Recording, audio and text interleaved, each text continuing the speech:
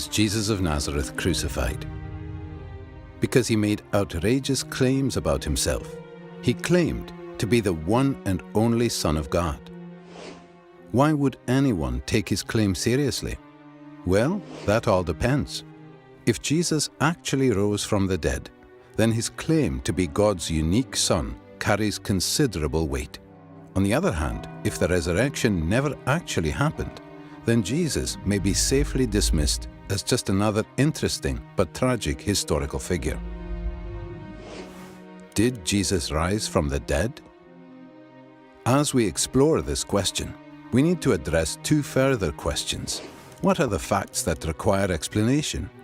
And which explanation best accounts for these facts?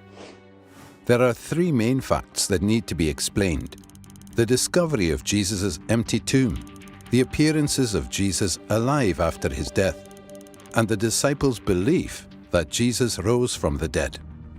Let's examine each of these. Fact number 1. The discovery that Jesus' tomb was empty is reported in no less than 6 independent sources. And some of these are among the earliest materials to be found in the New Testament. This is important because when an event is recorded by 2 or more unconnected sources, historians' confidence that the event actually happened increases. And the earlier these sources are dated, the higher their confidence. Moreover, the Gospels indicate that it was women who first discovered that Jesus' body was missing. This is likely historical because in that culture, a woman's testimony was considered next to worthless. A later legend or fabrication would have had men make this discovery. Our confidence in the empty tomb is further increased by the response of the Jewish authorities.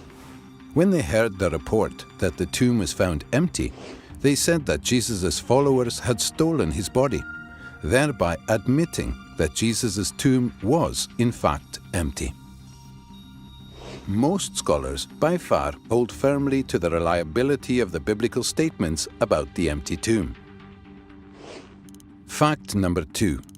The appearances of Jesus alive after his death. In one of the earliest letters in the New Testament, Paul provides a list of witnesses to Jesus' resurrection appearances. He appeared to Peter, then to the 12. Then he appeared to more than 500 brothers at one time.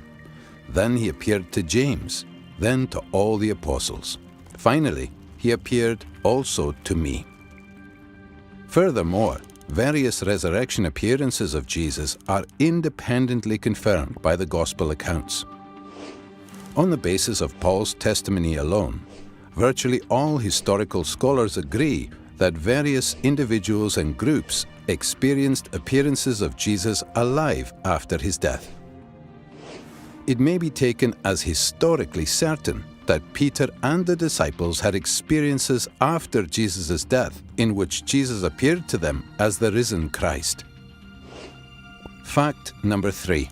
The disciples' belief in the resurrection.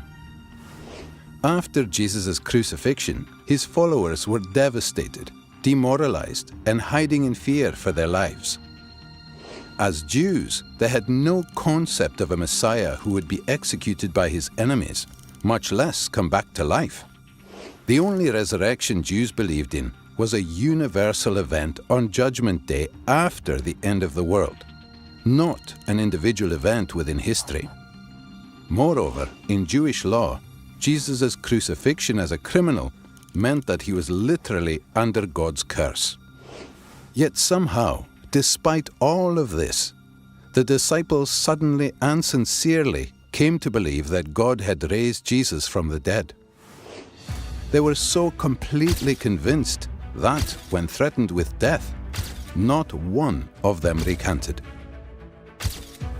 Even the Pharisee Paul, who persecuted Christians, suddenly became a Christian himself, as did Jesus' skeptical younger brother, James.